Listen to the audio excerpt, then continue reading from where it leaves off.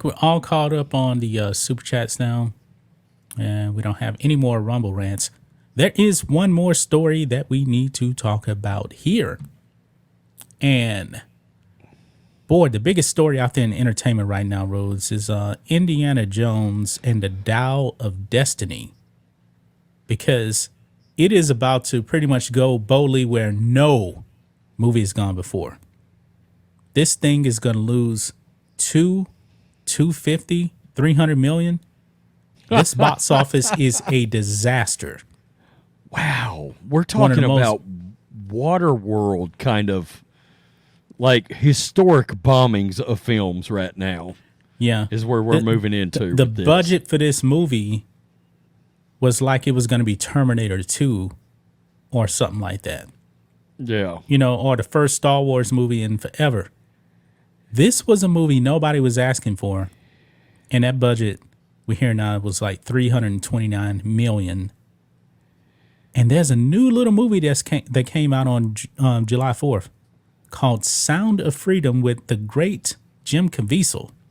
You know, Jesus, the Count of Monte Cristo. That movie only cost $15 million. Person of Interest. The series. Jim Caviezel. Great series. Yeah. Great series. Yep. Yeah. And he is a Bible-believing Christian, too. And he is winning. His movie, Sound of Freedom, made $11 million on opening day. I'm going to repeat that again. It made $11 million on opening day on July 4th. You want to know how much Indiana Jones and the Dial of Diarrhea made? It basically tied Sound of Freedom. Wow. Yeah. Look at this. And look, Sound of Freedom was made by a very independent studio. I mean, this was not a massive studio that got behind this project. Yeah, it's called Angel Studios, but however, Disney actually had it when from the 20th Century Fox thing. Disney said, "Nah, we don't want this."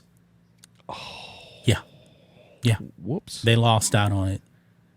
Look at this. Tuesday, Dial of Destiny made $11.69 million. Sound of Freedom made $11.5 million. So I'm guessing, Rhodes, that Sound of Freedom is all in for about $20 million.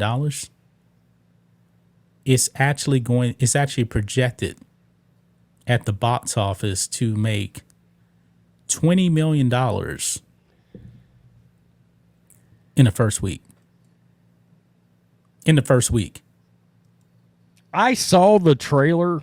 I think it was yesterday morning. It looks really good, to be honest with you. Yeah, it does. You know? I mean, human trafficking is what this is about. Yeah. Yeah. This is embarrassing for Indiana Jones. That a $15 million movie tied it at the box office on July 4th. People are fed up with several things at work here. Number one, they're fed up with Disney. Number two, they're fed up with a lack of a great story that involves their beloved heroes. Number three, they are fed up with straight white male heroes being sidelined for the rise of feminist activist characters like Phoebe Waller-Bridge. People are done with it. They just won't do it anymore. They're not going to check it out. I mean, Obi-Wan Kenobi shit the bed. It was supposed to be one of the biggest projects since Lucasfilm bought Star Wars. Ewan McGregor came back, and they found a way to ruin that. And I think a lot of people have just... You know what's sad about this? Think about the IPs at work here. Star Wars, Indiana Jones. Dude, people are to the point of indifference with these products now. It's like... Yeah, I'm just done. Yeah. I just don't care anymore. They've done so much damage. I just don't give a damn. I don't want to see it. I don't care about it. Dude, I can make a Star Wars video and put it up. It will bomb every time. Nobody even cares anymore. People are liking these Indiana Jones 5 videos right now. The YouTube algorithm actually does like it as well. But Sound of Freedom, if they are all in, I'm guessing, 50 million production, they probably put what about 5 million into marketing. So the break even is probably around, they're probably all in for 20 million. So at around, I would say, and I don't think this movie really is going to play well outside. So studios actually keep more money in the United States. So the break even for this movie, maybe what? 35 million? Oh, And it's going to get 20 million in the first week? I would guess it's less than that because I'm going to be honest. A movie like this, you're not going to judge the marketing budget in the same way you would a film like most movies. I'm going to tell you the marketing on this. I literally saw a trailer online for it, and that was it.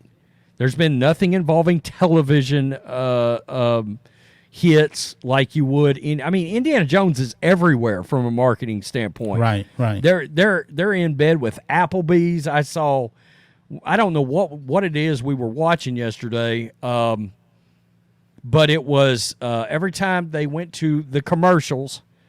In that run of commercials was an Applebee's Indiana Jones hit. Every single time it circled back around. And of course, when you're watching on Sling, you're watching on Fubo. If you're watching on demand, they usually give you like the same 5 commercials over and over again. Right. And Indiana Jones and Applebee's was in there every single time for however many hours we had that on the TV. And Sound of Freedom's not going to have that.